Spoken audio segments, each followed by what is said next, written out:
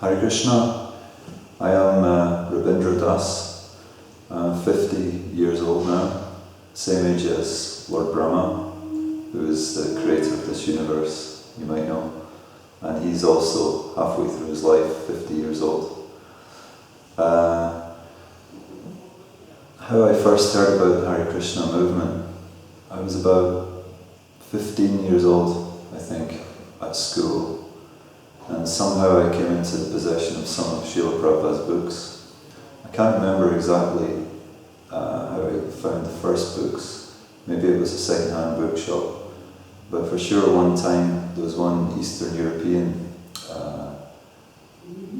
devotee who came by our door. And the first time he came I was talking with him. And I already had one book, so I knew something about Hare Krishnas. And so I took a book from him. He came a few days later and my mum invited him in and we were talking with him. And then he was gone, we didn't see him again. So I had a few books when I was about that age in school. And I still have one of those books from that time, The Path of Perfection. So that's how I first heard. But I wasn't aware of devotees or temples as such. I mean, at that age I was just getting on with life, I suppose. It was only actually quite a bit later that I actually really met the devotees for the first time. In fact, it was 2006 when I really met the devotees. So many years in between, but through those years I always had those books with me. And sometimes I would read them and always be very inspired and think, this is absolutely perfection. This explains so well everything that I'm experiencing, everything that I don't understand. But for whatever reason I had to go through many, many things before I was able to meet the devotees as such. So I remember one of the books, I think it was Science of Self-Realization. I was reading that book and just Srila Prabhupada had said, just chant this Hare Krishna mantra. So I remember like being in my bedroom and chanting Hare Krishna mantra. And I don't know how long I did that for, but after some time I began to have doubts, like I'm not living in India, you know, what am I doing it right? Am I sitting properly? All those things. But still, I was reading. And also I used to look at the back cover of the book, which had the picture of Srila Prabhupada, the photograph of Srila Prabhupada in brown shadow, looking very noble up into the sky. And I used to look at that for quite long periods of time, just wondering, who is this person, Srila Prabhupada? Somehow he seems so noble, so mysterious. And at that age I was very drawn to him. And then at other times, later, some years later, I remember in 1980 being at the Glastonbury Festival. One morning I woke up and someone had left a chant and be happy on the tent. And so it was all just, over the years it was just there. Krishna was somehow there. So even when at some point I had a friend who used to, when we used to get really stoned, he used to start talking about Krishna. And because I'd heard of Krishna, I'd always say, oh, tell me more, and we'd talk about Krishna actually then. So somehow Krishna was always there. But as I said, it's about 2006 when it really opened up for me, when I realized that it was a very real thing. I think when I was young, I was just too young to really comprehend. And for whatever reason, I missed the whole explosion in Scotland. When the Scottish Yatra really took off, I was already living in the north of Scotland, in the middle of nowhere, so I didn't meet those devotees either. But maybe that was a good thing. Maybe it would have burnt me out. I don't think I would have been ready at that time. So in 2006, I went to work in southern China for 6 months. And while I was there, I found the website of who is now my spiritual master.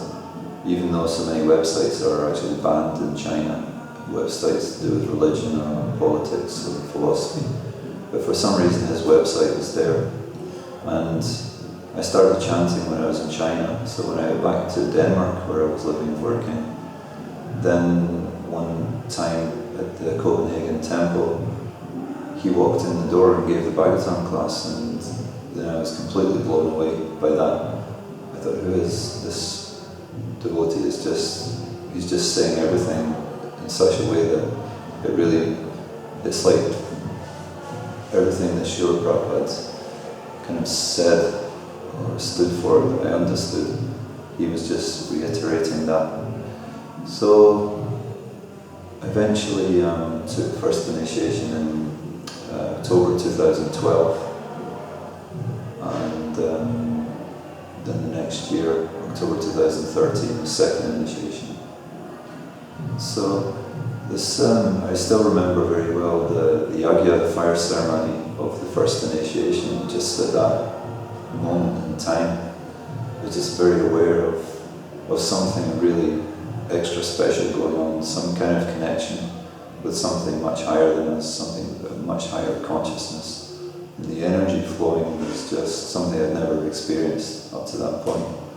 So I really felt that it was like connecting with the parampara, connecting with that line of great souls, like all the way back to Krishna himself. So a very special feeling. And this keeps me going. So when the reason I first came to Bhaktivedanta Manor was because of the Goshala. So I was passing through London actually. I was heading off to Thailand. It's a long story, but I'd figured I could work in schools over there and be close to a Krishna temple and get to know more that way. But the circumstances were I came out to Bhaktivedanta Manor to see the cows and the Goshala, and I'm still here now. So really the first service that I had was in Goshala mainly, as well as everyday services. And then I started on the Bhakti course here, and eventually went to India on the sabbatical. And all the time, another aspect is the Sankirtan, the book distribution, the Harinams, they were always there as well. And I think as time has gone on, my feeling like that secretly I'd like to be a full-time Sankirtan devotee. But what I've found is that when I have done prolonged periods of Sankirtan, I always pick up too much on other people's vibrations, too sensitive that way. And after some time I feel I just don't want to do it anymore, I can't do it. So rather to do it now and again, just to get on the street and talk to people and try to persuade them to take books is really such a nice thing to be doing. Even if they don't take books, I don't care, but even to talk to people and try to convince them that there's another aspect to life that they're completely missing is quite a special thing to do, door-to-door Sankirtan as well. So since second initiation I've been Pujari, full-time Pujari here at the Manor. So every morning I wake up about 2 o'clock, I wake the deities, do the first offering of sweets in the morning, the arati, and then I assist the dressing, the morning dressing, I assist the pujaris in doing that. So it's a very nice service, good service for brahmachari. Actually it's a backup service, but it's very personal, because especially the waking the deities in the morning, that's a very special thing, I must admit. And it's definitely brought something into my life, like a real good consciousness. And I think I have a strong feeling that I was only able to come to the point of doing that service through actually first having served the cows in Goshala. So there's also the caring for cows is also deity worship, because they are actually deities in that sense. So, and I still do some seva, some service with the Goshalan and with the cows, because I feel like I'm so attached to them now, like I've got to know the herd, somehow the herd accepts me being around. And you realise how amazing individual personalities each and every one of them are, these cows. So that's where I am just now. As for the future, I'm not sure. Part of me thinks maybe I'll just stay here for years doing this Pujari service in the manor. But maybe just sometimes I have the feeling just to go off and do something like the All India Padayatra. It takes 12 years to go all the way around India on the Padayatra. That also is something that I feel and maybe I'd like to do. Whether I'd actually do it or not is another thing. And maybe to just try to travel around the world with doing Sankirtan and Harinam. But in one sense, all services are non-different. In one sense, it doesn't really matter what we're doing. If we become absorbed in one thing, then actually we should be content with that. Because as well as the path of seva, there's the path of self-realization. Both are very important. So, however, whatever leads us to being able to realize who we are as eternal servants of Krishna, that is a good position to be in. So I'm aware of those things. Many realizations come just by the fact that this is a scientific process of self-realization. It's a scientific process, which means it's going to happen.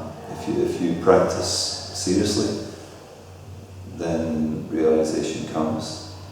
And realization is such a special thing for us as a human. It's like the highest thing. It makes sense of everything, past, present, and future. So I would say, like, even I remember in China when I was first chanting Hare Krishna, I remember I chanted like a few rounds that first time. And by the third round, I just had this incredible feeling that this is everything. This is explaining everything. Everything that was scattered is already beginning to come into place. Some kind of a solidification of everything. And in those first few years when I was still in Denmark, I was working, living outside, sometimes going to the temple. I was still chanting in the morning, maybe 8-9 rounds in the morning before working. But just by persevering, the realization that actually I was surrendering to the process somehow, and things would come, ideas and feelings that I hadn't felt for many years, since feelings or emotions that might have been in teenage years or even childhood were suddenly turning up. I think this ever fresh quality of Krishna it comes through following the process. So from the time of being at the manor, just going on especially the Saturday night Harinam, I've had many kind of small realizations during those Harinams, just how amazing the whole thing is, how you can go through a city when everybody's a little bit drunk and out of it and just out to have a good time. But then when they hear the holy name and they see the devotees, they're immediately coming to life and jumping up and down and trying to sing along the mantra. Somehow it's inconceivable, but each Harinam has a different nature. There's never two the same. So I'm always amazed to just watch what's going on all around. You can see people maybe 200, 300 yards in the distance start to jump up and down. And it's incredible to see that. And just when people come close and dancing and everything, it's really special. Then realizations I've had from travelling to times in India, some really quite deep things going on there for sure. the first time in the manor, one of the first days I was here, Lokanath Swami passed by and he did a kirtan in the evening, and then I was aware the whole temple room just seemed to rise up into the air. You know, it was just incredible. So many realizations coming and going on different levels. You know, the self-realization of self is definitely there. Like memories from childhood, teenage years suddenly turning up, and being able to see them very clearly. This is all just coming through the potency of chanting Hare Krishna mantra. And I'm sure there'll be more realizations to come. And of course, like the reading Srimad Bhagavatam and other Vedic scriptures, a lot of realization comes. I find just reading and then just contemplating its meaning, and sometimes quite profound ideas come. Of course, it can be a bit frustrating because you want to like hold on to those ideas forever, and even if you try to write them down, our senses are so weak, it's very hard to capture the essence. But still, having experienced it, that's enough to keep the inspiration to keep on chanting and keep following the process.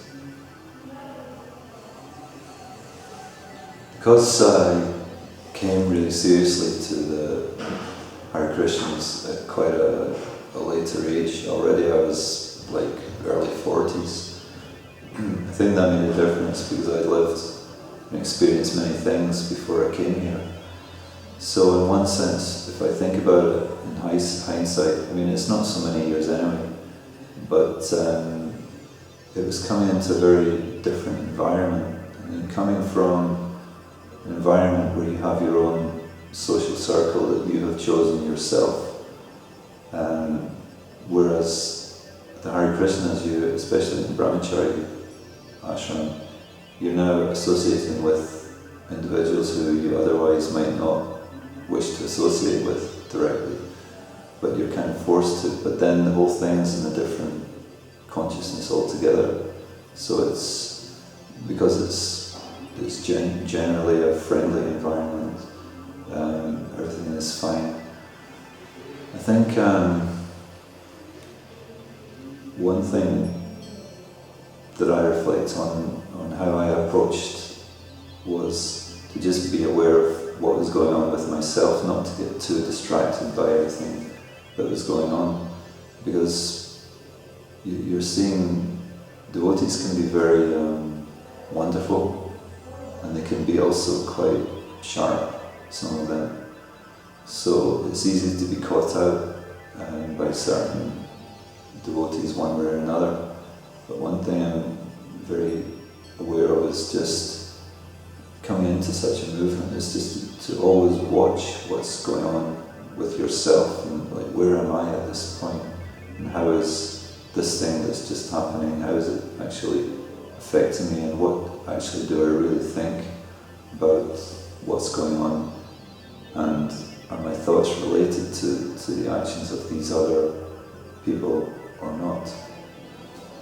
It's such a different environment to the environment that we're used to. And there's always the element of politics. There's always some politics. Somewhere like the manor, there's many years of history. Some devotees have been around for many years, and they've experienced many different things in the past.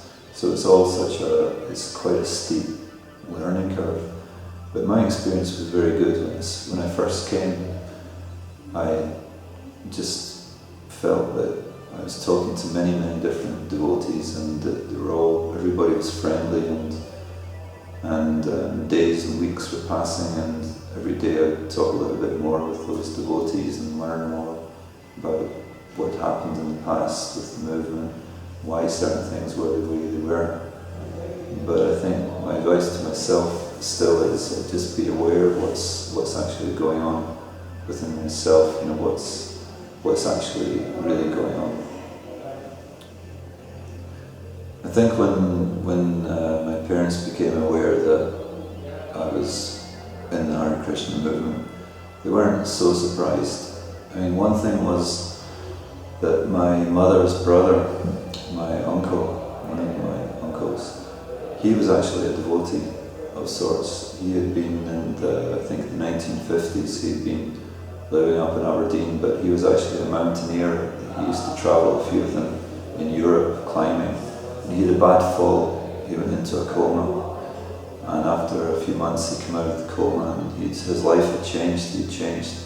And he was drawn by Indian mysticism. And actually he was into that, but when I was around later, he had all of Srila Prabhupada's books and he was chanting Hare Krishna. But the thing was that everybody thought it was because he was crazy, that after the fall he'd gone completely nuts, and he was just, his whole family basically thought that. And but I always remember that, seeing when I was a child, somehow I was being attracted by the books, and it's something I was picking up on for sure. And then I remember one time when I went to visit myself later, I was already in my 30s sometime, I went to visit him, and I was talking with him, and he said, you know, this Bhagavad-Gītā, you don't need to know anything else, just read this book and just accept everything that it tells you within it. And of course I already had known something about the Bhagavad-Gītā, so that was interesting. And I think my mother always did accept that he wasn't crazy, that she knew that he hadn't changed so much, and that just he'd been inspired by this. And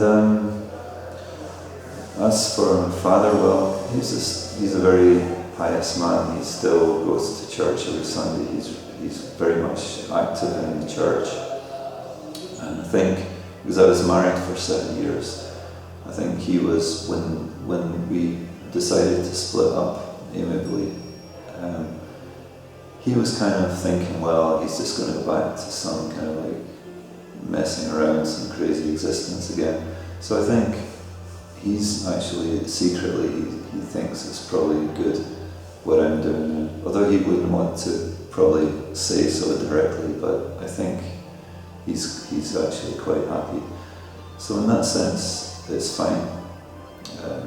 There's nothing to hide. Both of them pretty much know what the Hare Krishna movement is, or they have an idea. And I've thoroughly enjoyed taking prasadam to them and watching them eat prasadam with toasted leaf, and just knowing that somehow they will benefit also in this lifetime from having some association with Krishna. I think the one thing about the process of devotion is you can't really stop so easily, because it is an absolute truth. So if you're, you could step off to the side, and eventually the material energy would kind of numb you and cover you over. But if you keep on going with this process, I think it's very hard to stop it, just because it keeps on evolving constantly. Like I said before, it's like the realizations keep on coming. It's like, who am I? What am I doing here? Who is Krishna anyway? And what's the relationship with him? So this is something that's growing constantly. So this is what keeps me going as a devotee. It's this, like, the energy is Krishna himself. So Krishna wants me to realize him. So that's what's happening. Because as I'm chanting Hare Krishna, I'm actually asking for this to happen, and this is happening. So every day when chanting and then reading, like Bhagavatam, different shastras, it's just again and again and again, it's reinforcing this absolute truth in different levels, different varieties, constantly. It's very consuming. it's so absorbing. It's like the best kind of all absorptions. And even on really bad days, it's, bad days that I had before in very much materially conditioned life, they could go on and on and on for many, many days, feeling very, very like brooding and low. But as a devotee, these time periods are considerably shorter. So it could be in a matter of hours, some further inspiration can come, which is quite incredible. And of course everybody in the world should be experiencing this, because it is the process to end all processes. So I think, hearing, chanting, remembering Krishna's pastimes, this is the Bhagavad-Gītā, the Bhagavad path. And then the other process of devotion have to do with the deity worship, the Pancharajika path. But all these paths, they bring such great illumination, such great energy, and as I said, that is all Krishna. I don't see any other way to really say it at this moment. That's how I'm seeing it right at this moment. That's what it is. It's all Krishna. Everything is Krishna, and at every moment, everything that is going on, me and all of us as individuals, this is all being determined by Krishna. So everything we're experiencing is for our own good, so that we can continue to realize actually what is our real position. And the pastimes of Krishna within the Bhagavatam are so magical and absorbing. This is why the Vaishnavas, they can never tire of Srimad Bhagavatam, because the more you read, the further illuminations will come. It's just never-ending nectar, really. So I mean, off the cuff, I'd say like the pastimes of Krishna in Vrindavan, the Kaliya snake pastime, very wonderful. It's so incredibly deep when you think about it. Like how Krishna, he's going to this lake beside the Kalindi River, the Jamuna. And this lake is very toxic and dark and foul smelling, because the great Kaliya serpent is living in that lake, and he's built his own place within this lake, where it's very dark and toxic. And so Krishna, he decides one day to deal with this big serpent. So he jumps from a big kadamba tree and jumps into the lake, starts thrashing around, causing great waves, like a great elephant thrashing around in the water. And of course this completely annoys the Kaliya serpent. So Kaliya comes along, and then this beautiful moment when Kaliya, he's so enraged, he's so envious, but Krishna is just smiling so beautifully. But yet Kaliya, he leaps forward and bites Krishna on the chest, and then wraps his coils around him. So then some of the inhabitants of Gokul, they see what's going on. They said that the cows just stare into the lake and they just start crying, All the animals are just crying when they see their Krishna, who is the love of their life, the goal of their life, is wrapped up in this terrible snake.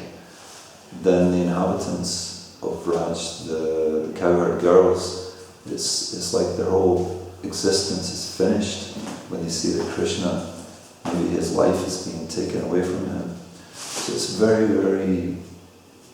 it's such a potent pastime filled with so much emotion, so much depth about who Krishna is and what his relationship is with his eternal associates, and what his relationship is with all the conditioned souls.